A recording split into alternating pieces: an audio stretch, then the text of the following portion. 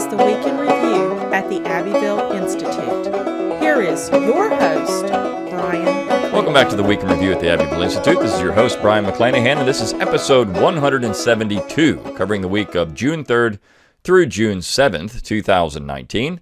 Glad to have you back in the program. Very glad to be here. Don't forget to follow us on Twitter at Abbeville Institute, like our Facebook page at Abbeville Institute, and of course, subscribe to our YouTube page at Abbeville Institute. You want to find all these things, just go to our webpage, abbevilleinstitute.org. At the top of the page, you'll see all of our social media buttons. You'll also find our Amazon Smile button. If you want to shop at Amazon and throw a few pennies the way of the Abbeville Institute, you can do that. It's painless. It's a great way to support the Institute. While you're there, give us an email address and we'll give you a free ebook. And you'll also get our daily dose of Dixie Monday through Friday and our weekly email on Saturday or Sunday, which includes a link to this podcast. You can also download our mobile application for free, just going out to your favorite web application store or mobile application store and search for Abbeville Institute. You'll find it there. It's a mobile access, free mobile access to our podcast, our articles, our lectures. We've got over 200 lectures, so it's a great way to keep in touch with the Institute and keep up to date on what we're doing at the Institute. And also, while you're there, rate it. Go to your Apple Podcasts or your favorite place to listen to podcasts and rate this podcast, because the more ratings, the better. And of course, the higher up it goes in the rankings. So lots of ways to support the Institute. Share all of our social media, our articles on social media, I should say. We also have a closed group on social media. It's something I don't mention a lot. But if you go to our Facebook page and you can request to be in our closed group, it's a way to share information and, of course, to talk about things that are not just related to the articles that we present 5 days a week. So it's just going out to Facebook and do that. You can continue the conversation there. Of course, we exist by your generous contributions alone, so consider a tax-deductible contribution to the Institute. It does help this podcast, our programs, our website, all of the things that we do. We do have our summer school coming up July 21 through 26, 2019. The topic is the New South and Reconstruction. We have very few seats left, so if you want to go to that, make sure you contact Dr. Livingston. Go to our webpage, abbevilleinstitute.org, and you'll see a link to that in the middle of the page. Just click on that. You got all the information for it, price. We do have some student scholarships still available.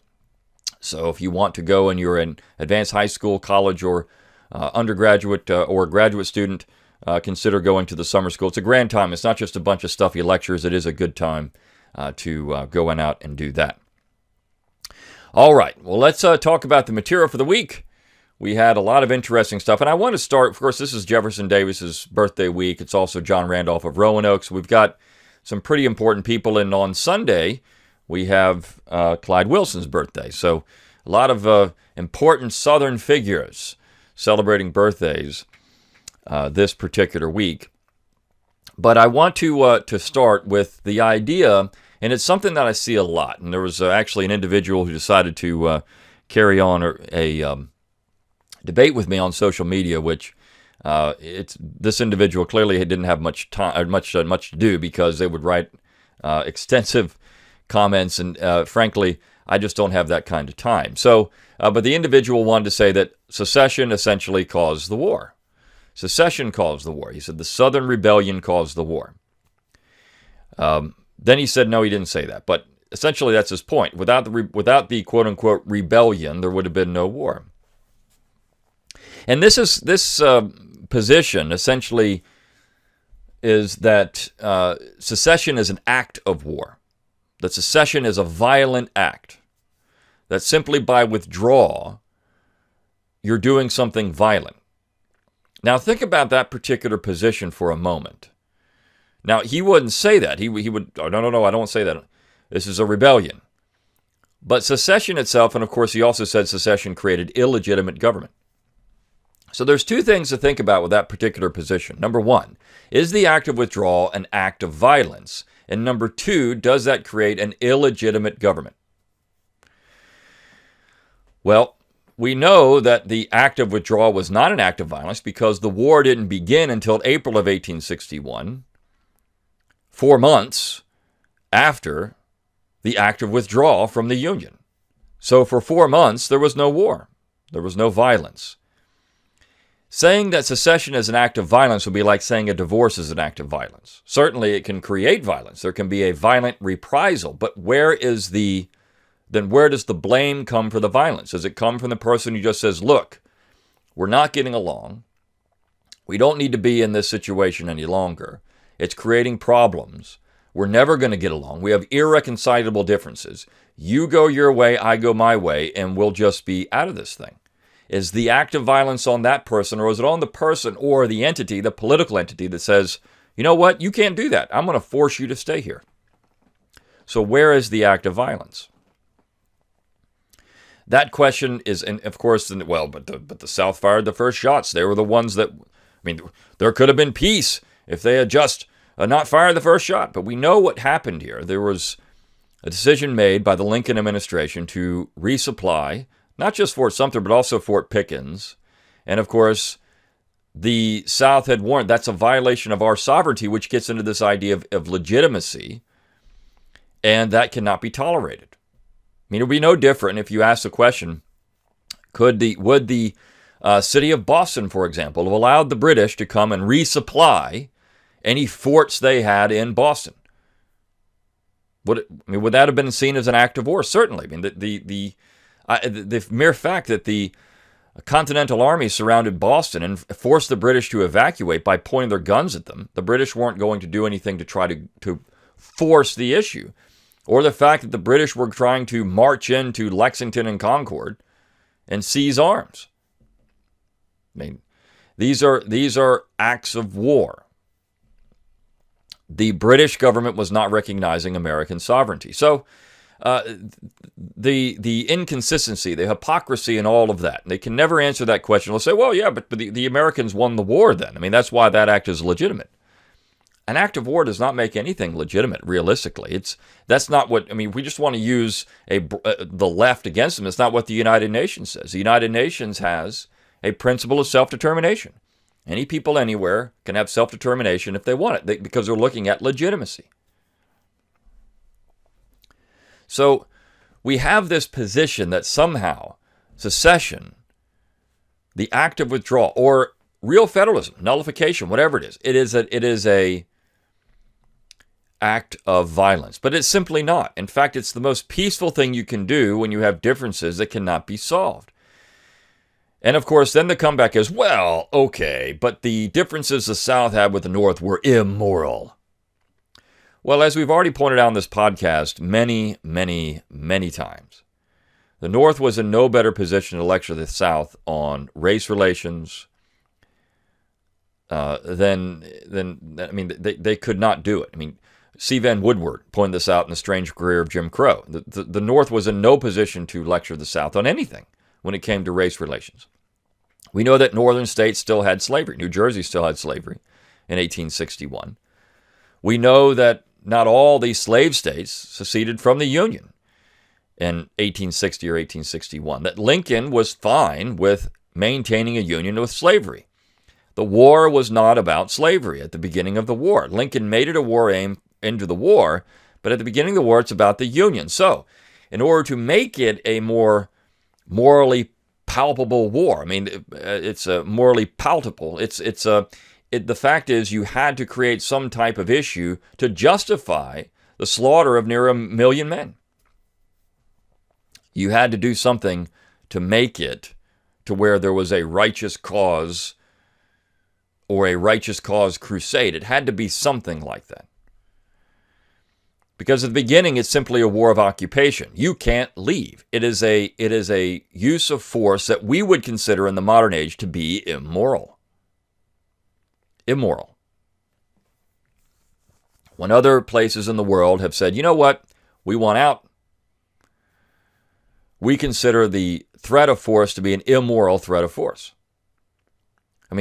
Look at the current situation with Taiwan and China. Taiwan is protected by the United States because it's a separate entity. We don't like China and their communist government, so Taiwan does not have that. So we're going to protect Taiwan against Chinese aggression.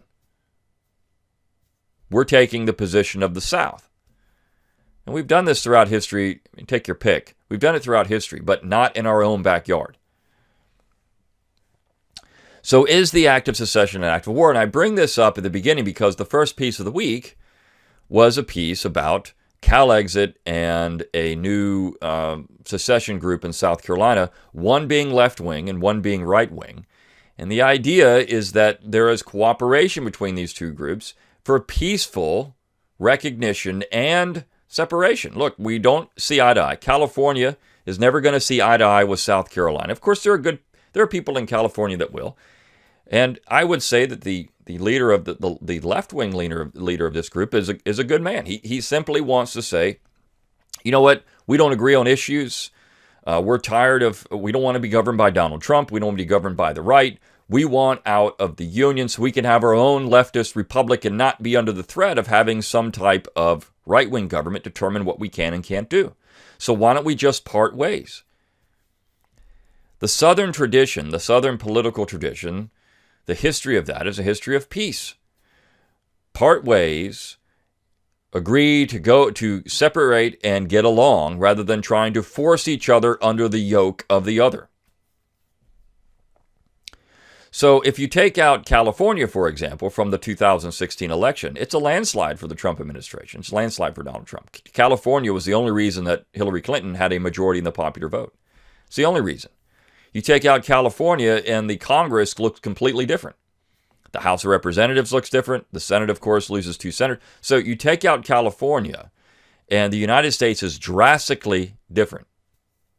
California is the only reason that the left hangs in there in the United States nowadays. I mean, there's other states, of course, but California having so many people.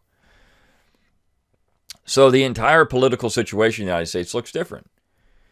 And Californians recognize that. I mean, look, and they understand that if we can't swing the election, then we're going to be in the minority. So this act of peaceful separation, again, it's peaceful. And I think Evans, who's the leader of this movement, says, look, we just want the red states to say, just let us go. Because again, is the act of secession an act of war? Well, it's only an act of war if the other side says you can't leave. You can't leave. So where is the violence in the entire situation? It's not from the act itself, but from the reaction to that act. And there was a question posed, well, I mean, you know, if the South was to leave again, don't you think that the U.S. government would just send in the tanks? Maybe.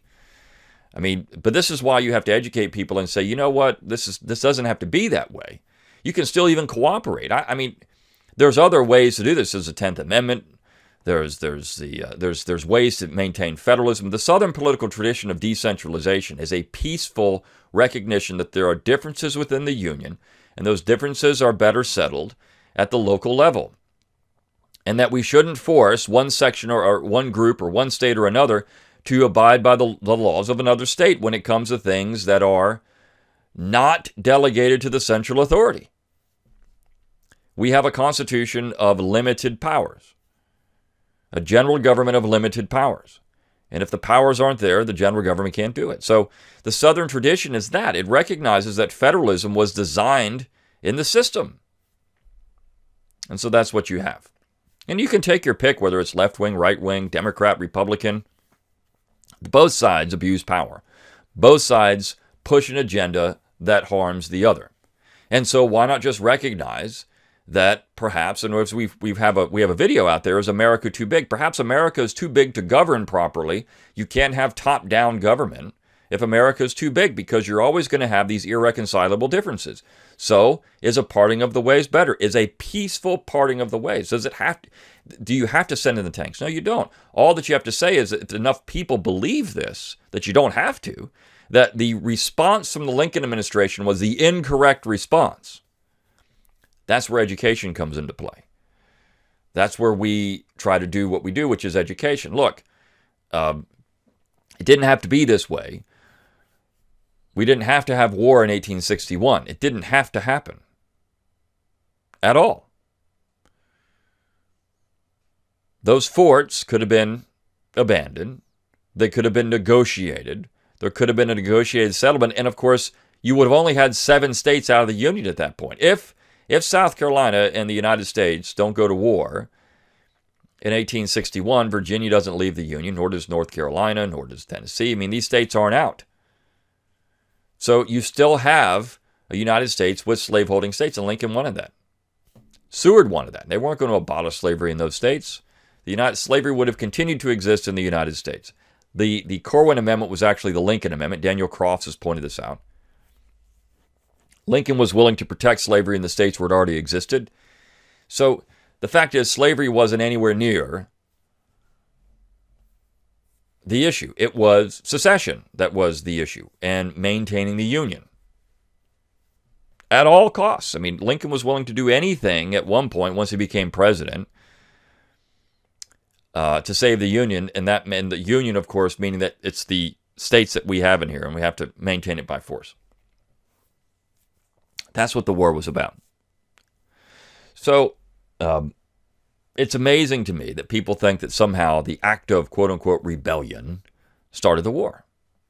That with no rebellion, there's no war. I mean, well, okay, well, that's, yeah, if the South didn't secede, but you can turn that around and saying, well, if Lincoln didn't invade, there'd be no war. There would have been no war. So this is where you get into, this idea. And of course, we're moving forward, and modern people are talking about these idea of decentralization today, and how would that work? I remember several years ago, almost 10 years ago now, we had a conference in Charleston, South Carolina, where Thomas Naylor, who's now deceased, but was the leader of the Second Vermont Republic. And I think that, his position was, look, we're just going to do it. And then hopefully Vermont, which is guiltless. Vermont has, nobody in Vermont has any stain of doing anything wrong in their life. Well, maybe they wouldn't be attacked. California has the same position. You see, the South, because of the legacy of race relations in the South, which frankly have not been good, at least on a group level, over time. We know there's been abuse. Well, will be difficult for a southern state to pull this off. Though we just saw that one of Bernie Sanders' main donors, who introduced him at a rally in California, wanted to boot the South out of the Union. There, and of course, we had Lois Lerner, who said the same thing, who was the one of the leaders of the IRS. So the South, there are Northerners who just want to get rid of the South. Just boot them out because they're the drag. Right? If it wasn't for the South, we would have our marvelous left-wing government in America. But of course, the thing is, they won't. The South tried that. They said, "Look, we'll just leave." But of course, the North forced them back in the Union. So this is interesting that we have this discussion ongoing, and so that's why we need to think about the issues of decentralization or federalism or nullification. There's all these things that we had a conference about, talking about these issues. Would that be better in a peaceful situation? We have so much angst and violence and just vitriol in American politics, and all that's caused because everything is top down. If you didn't have that situation, we didn't have a faux, quote-unquote, national government, we wouldn't have that kind of political angst in America. So the first piece of the week gets into that. Then, of course, we have, to showcase this, we have Abraham Lincoln crushing civil liberties in Maryland during the war. Lincoln's response to the war was violence, not just in terms of the war itself, but also domestic violence. You want to talk about a president that wanted to shut down the press. We have this conversation. People are talking about Donald Trump and fake news and all these things. Abraham Lincoln shut down the press.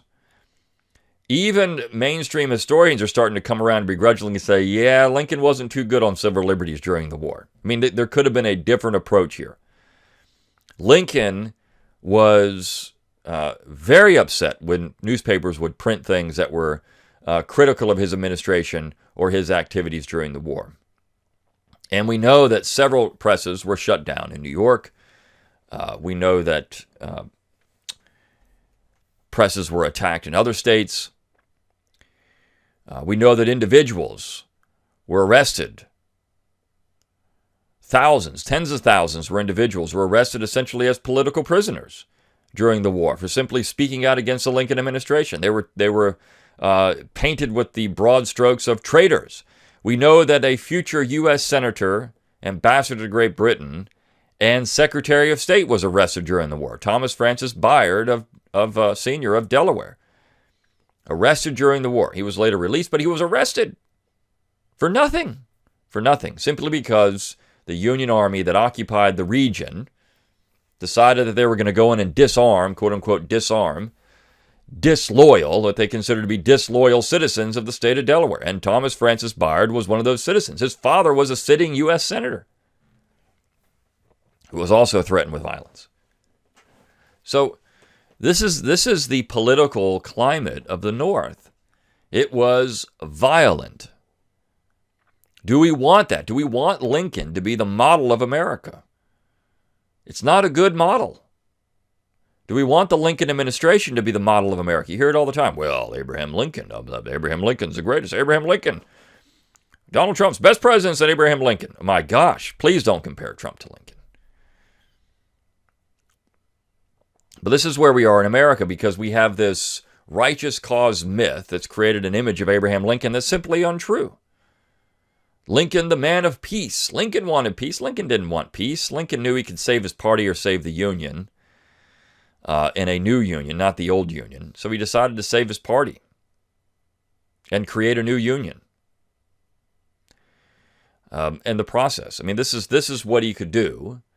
And he saved the Republican Party. He knew that if he let the South go, the 7 states, and you had the rest of the United States there. I mean, the general government still continued to exist. The Army existed. The Navy existed. The financial houses, everything existed. And you can say, well, this would have been a case, then more states would have left. Maybe. Who knows? But we know that the Union still existed. And who knows, maybe these Deep South states would eventually come back in the Union. You never know. But the fact is, Lincoln knew that if that happened, he would have been a one-term president. The issues would have been dead. And the issue was the constitutional issue of slavery extension of the territories, not slavery itself, because Lincoln was perfectly willing to allow slavery to exist. He couldn't do anything about that. The Republican Party was open about that. We can't do anything about slavery that already exists, but we can limit it in the territory. So it was a constitutional issue. Did the general government have the power to do so or not? Because the number of slaves in the Western territories was minimal. So it was more about a view of the Constitution than anything else. It's about power. And we know because of Lincoln's actions, he was more interested in violence than anything else. So there's the issue. And there was a time when Southern statesmen, as Boyd Cathy points out, existed, that men were willing to have backbones and stand up for principles. And I think the South, generally over time, we ran a piece years ago by Bill Cawthon on this. You know, what would the South look like if there was an independent? How is the South voted compared to the North? I mean, these are things that are interesting because the South still is a comprehensive voting bloc. And there was a time people like Jesse Helms, as Boyd Cathy points out, who had much more of a rigid backbone than most Southern politicians. And so Helms was more of a statesman. He brought up a state representative, Ham he was called, and what he did to try to maintain the Buck Springs historic site in North Carolina, which is the home of Nathaniel Macon. So we have instances in American history where there were statesmen, there were individuals who were interested in preserving the original federal character of the Union. You could say secession was that. You could say nullification is that. All that's happening there is that states and the people of the states are willing to say, you know what? We have a federal union, not a national government, and we're going to stand up for the states in this particular process. And it can be on any issue. The dirty little secret is that the states still have all the power to do this. They do. And regardless of what the Supreme Court says, this is still in the federal structure of the United States government. It's still there. The states still have all the power. And when the states actually do it, the general government tends to back down because they know they don't really have much of a case against it. I mean, it's clear from the Constitution itself. So, but the point of all of this is to say, and the other thing is that the idea that somehow we can avoid political violence or any type of violence, it comes from the mere fact that we have a federal structure, and that if we actually parted ways or agreed to disagree, which is where the issue, if we agree to disagree, and not one side doesn't have to force its will on the other, maybe think, so we have this situation with the Silent Sam Memorial in North Carolina, which is now, who knows what's going to happen with that. It should be back on the pedestal and protected, but there's legal wrangling going on with that. But one of the main issues there is with Julian Shakespeare Carr, who gave the speech that's been used now as evidence that the statue was put up for white supremacy because he mentioned the Anglo-Saxon race in it, and he said he horsewhipped an African-American woman. Ugly. We've already gone over all that. But that, as we pointed out last week, that was not the main part of the dedication ceremony. It's one little part of a speech, and that's used to say that this is where the statue went, and this is what it was defending. Well, who was Julian Carr is the question. And Philip Lee points out that most people don't even look into who this guy was. Now, Professor Cooklannis at University of North Carolina, who's by no means pro-Confederate, has actually come out and defended Julian Carr and said, you know what? This idea of what the left is now calling car washing is stupid. Are we going to take down, he pointed out in an op-ed, he said, are we going to take down statues of George Washington because he was a slave owner? Are we going to take down statues of Martin Luther King because he was a serial philanderer and plagiarizer? Are we going to do that? Cooklannis is not a right-winger, but he's saying we can't do this. We can't let presentism affect the way we do things in America. None of these people would be 21st century Americans and have the same views. I mean, when he brings up King, you're talking about someone who's just 50 years ago. And all of this stuff has now come out. I mean, the information on King, it's disgusting, some of the things that happened with him. But the question is, are we going to take these things down? Are we going to not admire these individuals because they had faults? It's interesting that he used King in that way, along with George Washington and Thomas Jefferson and others. I mean, he's pointing out we have these individuals, they're flawed individuals, but yet we still can say, all right, can we separate the two? He points out that Carr's life work was interested in philanthropy and industrialization. Susan B. Anthony praised Julian Carr. Susan B. Anthony, because Carr supported voting rights. He gave to Duke University, University of North Carolina. He gave to the training school for colored people in Augusta, Georgia. That was the title of the school. He employed blacks in production works as opposed to maintenance as a mill owner. So he presented money to North Carolina College for Negroes. Now it's North Carolina Central University. And the black founder of that particular school praised Carr. Quote, I have never known the first time for him to fail to give to any enterprise which he thought would benefit the colored people or to lend his influence in their behalf.